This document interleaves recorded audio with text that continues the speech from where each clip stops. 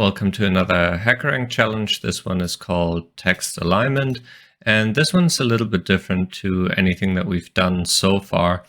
In this one, we are provided with just a number that basically tells us how to print this HackerRank logo. And effectively, this number is going to correspond to the width of the pillars of the H. In order to achieve this, we have a bit of help. So we're provided with a few examples here of how to use these ljust, center, and rjust methods. And you can see that there's a bit of code here that is already written for us. So all that we need to do is replace these gaps here with these methods in a way that is going to result in this logo. So we'll have a look at these methods individually now. So all of these methods work quite similar. So the first thing that you'll have is a string. So in this example, the string is the text HackerRank. Then we'll do dot and apply the method to it. In this case, the name of the method is called ljust, and then it takes a width. Now, in this case, the width is 20. So this is actually the length of characters that is going to be printed, and HackerRank is going to take up some of that space. Now, the second argument here just tells us what we want to fill the rest of the space with. So the space that is not occupied by HackerRank.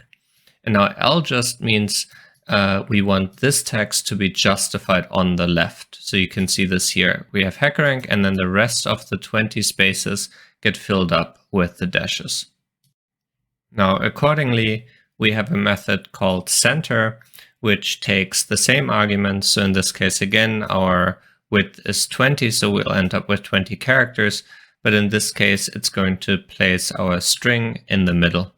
And as you would have guessed, rjust basically does what ljust does, but it's going to place your text on the right. And these alignment methods now will come in handy in feeding these strings of H's into the print function and then aligning them in the way that will print out this HackerRank logo. Okay, so let's have a look at the code that we already have here on the right. Now, as I mentioned, we're meant to fill in these blank spaces. If we run the code with those blank spaces in there, we're just going to get an error. So I actually think it's a good strategy to just fill these gaps in for now. We'll just go with center for each of them. So we can just run the code and see what's working, what isn't, and really understand what's going on. So I'm just gonna paste center in here. Okay, and now we can have a look. And we can see that this actually doesn't look too bad. So this is what we're trying to get out, and this is what we're currently getting. So let's maybe have a look at the individual lines of code and understand what they do and why it comes out the way that it does. Let's focus on one of the more simpler structures of this H first. So let's have a look at this middle belt. You can see the corresponding code here. So what we have is a for loop that iterates over a range which runs from 0 to thickness plus 1 divided by 2. And these two slashes here means that it's integer division. So whatever the result of the division is, it's going to get rounded down to the closest integer. Now in this case, our thickness is 5. So plus 1 would be 6, divided by 2 is 3. So we're going to run this print statement here 3 times. And you can see that corresponds to the thickness of this belt, which is 3 lines. Now, what exactly are we printing? We're printing C, which is our character H. So we're going to print an H, and we're going to print it thickness times 5 times. So again, thickness is 5 times 5 is 25. So it's going to print 25 H's. And now how is it going to align it? It's going to center it, and out of a width of thickness times 6, thickness again is 5 times 6 is 30. So the total width of this line is 30, and we're going to print 25 h's, and we're going to center those. Now note that in the example previously we had a second argument here, which was going to tell us how we're going to fill these spaces. Here we're not providing that, so the default will just be empty spaces.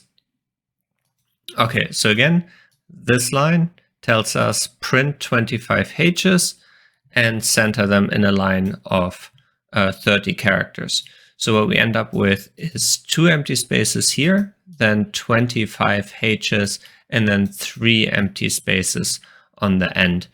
Now let's have a look at these pillars. So specifically, we'll have a look at the top pillars. Again, we have our for loop, and this one is going to run thickness plus 1 times. Again, for us, the thickness is 5, so this is going to run 6 times. We can check that here, 1, 2, 3, 4, 5, 6. So that checks out. Now let's see what each of these lines has. So in this case, we're going to basically concatenate 2 strings. So the first bit is this one here. And that tells us to take our character, which is h, and print it 5 times, right? Because the thickness is 5. So that's going to be 1, 2, 3, 4, 5. So far, so good. Now the question is, how do we align it? So now for this left pillar, it gets centered in an array of characters, which has the width 10, right? Because it's 5 times 2 is 10. So that means we'll end up with 2 characters on the left, then our 5 characters, and then 3 on the right. So everything that you're seeing up until this addition sign is this bit of the string here. So now we'll have a look at what this is. Now this is again our character h times the thickness, which is 5. So again, 1, 2, 3, 4, 5. And this time that gets centered, but in a much longer string of characters. So in this case, it's 6 times thickness, which is 5, so 30. So this means we'd be looking at a total of 30 characters here with our 5 characters centered in the middle. And now we just guessed that center would be the method to apply here, and we just guessed right. So this bit actually worked out perfectly. However, we can see that there's definitely something wrong with these arrows at the end. So we'll have to first understand the code and then see how we will fix those.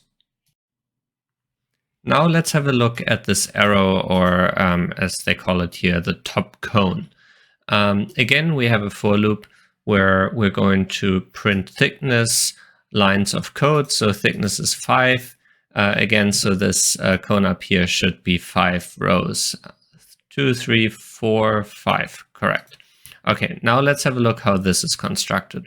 And this is actually a little bit more tricky than for these guys, because what we have here is a bit of a symmetrical issue where we have this C in the middle here. So we're concatenating essentially 3 strings, something on the left, then C, which is the character, in our case H in the middle, and then another string of characters.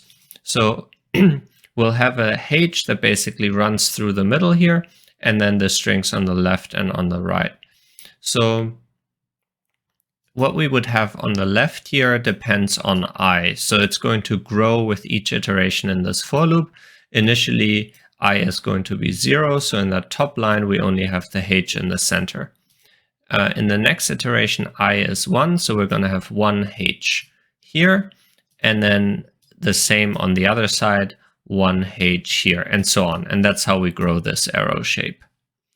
Now, what's clearly wrong is this center method here. What we want is we want that H to be aligned to the right so that it touches the center H, and this H here needs to be aligned to the left so that it also touches the center H. So let's give this a try and see what that looks like. So this one will be aligned right, so that's rjust, and this one will be ljust. Let's run our code and see if our top cone looks better now. And it does, so that looks really good. Now we just need to do the same thing for the bottom cone. So you can see this one's still pretty messed up. So we'll go back to our code, and you can see that you'll recognize that this is basically the same situation as what we had with the top. So we have the H running through the middle, and we want to adjust this so that it sits to the right. So that will be rjust, and this will be the part that is to the left. So that will be, to the right. So that will be ljust. Okay. However, you can see that we'll still need to do something to move all of that cone all the way to the right. And this is what we do with this last line. So if we just ran this with center, you'll see that although the cone looks right now, it's in the wrong place, right? So we want to shift that whole thing to the right. And we do this with this last line here, which arranges the cone in a space of 30 characters, right? That's thickness 5 times 6 is 30. And we want to move it to the right, so we'll set this to rjust. And if we run our code now, that should look good. Yep, and we passed the case. We created this nice logo, and let's submit our code, see that it passes all the test cases, which it does, and yeah, that's it. So this challenge was quite different than what we usually have, but I think it was still pretty fun, and it allows you to do a little bit of cool art with your print statements. So anyways, see you at the next one.